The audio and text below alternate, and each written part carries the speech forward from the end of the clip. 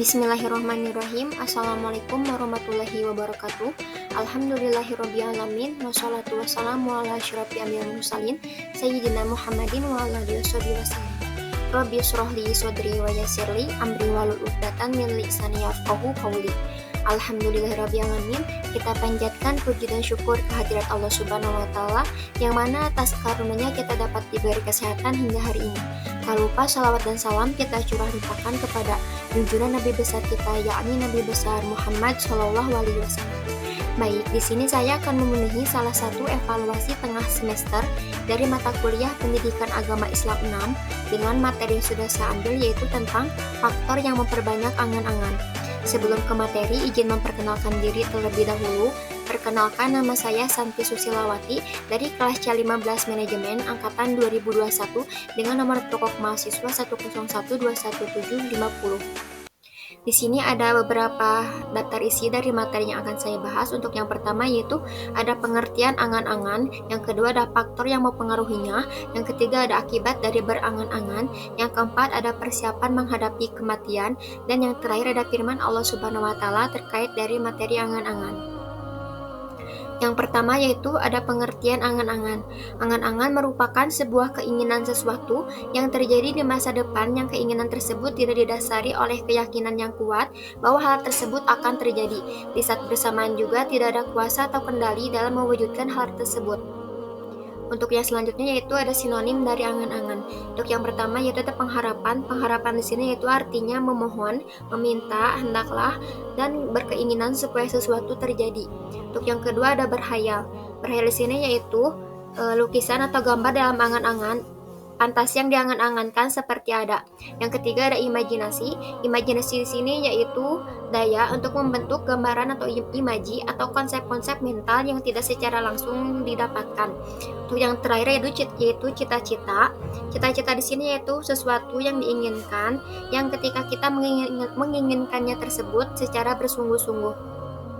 Untuk yang selanjutnya yaitu ada akibat dari berangan-angan. Kata Imam Al-Ghazali, karena kebodohan dan panjang angan-angan, dia bodoh dan berangan-angan bahwa masih ada hidup di hari esok, bulan esok, tahun esok yang bisa ia gunakan untuk bertaubat. Satu hal yang tidak disadari ialah bahwa kematian telah mengintainya setiap saat. Untuk yang pertama yaitu akibat dari berangan-angan. Yang pertama tidak taat. Tidak taat di sini yaitu lama-lamaan meninggalkannya sama sekali. Benar yang dikatakan Syekh Daud At-Tolia bahwa barang siapa takut akan ancaman siksa, tentu yang jauh jadi menjadi dekat, dan barang siapa yang tinggi cita-citanya atau suka harap berangan-angan, niscaya akan buruk amalannya. Untuk yang kedua yaitu ada akibat dari tulul amal. Tulul amal yaitu orang akan menunda-nunda bertaubat dan meninggalkannya dengan dalih hari masih panjang. Mereka merasa dirinya masih muda dan telah memiliki banyak pengetahuan mengenai taubat. Hingga pada waktunya nanti mereka tinggal melaluinya. Sesungguhnya orang itu tidak sadar bahwa ajal akan menyebutnya kapan saja sesuai dengan takdir, dan bagaimana jika ia mati sebelum bertaubat. Untuk yang terakhir yaitu ada sifat tulul amal. Tulul amal di sini yaitu orang gemar sekali menimbun harta, mencintai dunia, dan melupakan akhirat.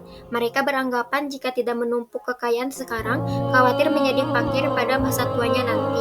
Untuk yang selanjutnya itu ada faktor seseorang bisa berangan-angan. Kata Imam Al-Ghazali, karena kebodohan dan panjang angan-angan, dia bodoh dan berangan-angan bahwa masih ada hidup di hari esok, bulan esok, tahun esok yang bisa ia gunakan untuk bertaubat. Satu hal yang tidak disadari ialah bahwa kematian telah mengintainya setiap saat. Menurut Imam Al-Ghazali, dua penyebab seorang panjang berangan-angan adalah kebodohan dan cinta dunia. Adapun bodoh yaitu bahwa kadang-kadang manusia menggantungkan diri kepada masa mudanya. Ia memandang bahwa masa muda jauh dari kematian. Kadang-kadang pula ia merasa jauh dari kematian karena ia sehat. Padahal kematian bisa datang kapan saja, tak peduli seorang hamba sedang sakit atau sedang sehat sekalipun. Untuk yang pertama yaitu mampu beribadah karena rasa takut menghadapi kesulitan beramal, tidak dihayal-hayalkan, yang ada hayalan rasa akan mati. Yang kedua ada kekacauan pikiran menurun. Yang ketiga ada rela hidup sederhana karena bersemangat menuju akhirat. Yang terakhir yaitu ada hati bersinar terang. Sedangkan metode yang sanggup membuat hati bersinar terang di sini yaitu perut lapar, bergaul dengan orang soleh, membaca dosa-dosa terdahulu, dan yang terakhir tidak berhayal. Selanjutnya di sini ada faktor yang mempengaruhi angan-angan. Untuk yang pertama yaitu ada ketidakpuasan diri. Manusia cenderung berangan-angan ketika mereka tidak puas dengan keadaan atau pencapaiannya. Dalam Islam, penting untuk memahami konsep ridho, kepuasan, dan ikhlas dalam niat dan usaha untuk mengatasi ketidakpuasan diri yang berlebihan. Yang kedua yaitu ketidaktahuan akan tujuan hidup. Orang yang tidak memiliki pemahaman yang jelas tentang tujuan hidupnya cenderung lebih sering berangan-angan tanpa arah yang pasti. Dalam Islam, penting untuk memahami tujuan hidup yang sesungguhnya, yaitu mengabdi kepada Allah Subhanahu wa Ta'ala dan berusaha untuk mencapai keberkahan dalam segala aspek kehidupannya. Untuk yang terakhir yaitu berkecenderungan untuk melarikan diri dari realitas. Saat seseorang menghadapi tekanan atau masalah dalam kehidupannya, dia mungkin cenderung berangan-angan sebagai mekanisme peralihan dari kenyataan yang sulit. Islam mengajarkan pentingnya menghadapi tantangan dengan sifat sabar dan tawakal, yaitu menerima kehendak Allah Subhanahu wa Ta'ala. Untuk yang selanjutnya yaitu ada persiapan menghadapi kematian. Untuk yang pertama yaitu ada mengerjakan amal soleh. Amal soleh yang dimaksud dalam ayat di atas tersebut yaitu segala bentuk perbuatan baik yang steril dan ria atau pamer dan sesuai dengan tuntunan syariat. Menurut Syekh Mu'adz, sebagaimana dikutip Al-Imam Al-Baghawi dalam tafsirnya, amal soleh adalah amal yang di dalamnya terdapat 4 hal: ilmu, niat, kesabaran, dan ikhlas. Untuk yang kedua yaitu menjauhi perbuatan tercela. Sebagaimana mengajarkan amal soleh, yang tidak kalah penting adalah menjauhi perbuatan-perbuatan tercela. Yang dimaksud perbuatan tercela meliputi keharaman dan kemakruhan.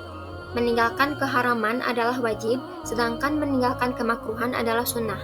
Demikian pula dianjurkan untuk meminimalisasi perkara yang mubah yang tidak ada manfaatnya.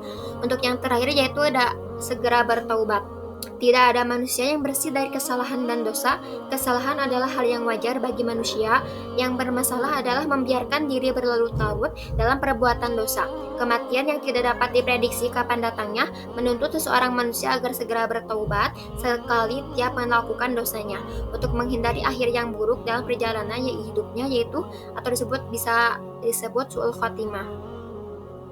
Terus selanjutnya yaitu ada firman Allah Subhanahu wa Ta'ala terkait dari materi berangan-angan.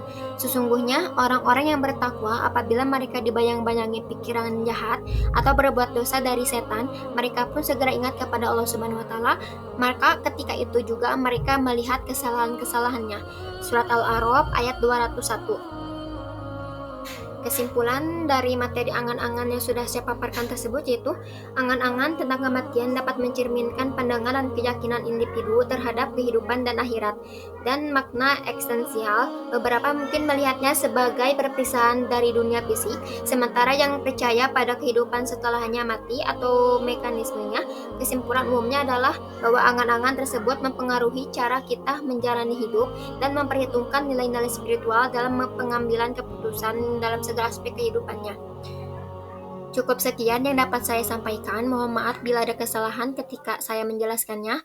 Semoga materi yang saya sampaikan dapat diterima dengan baik dan bermanfaat bagi kita semua, khususnya untuk saya sendiri. Sekian dan terima kasih. Wassalamualaikum warahmatullahi wabarakatuh.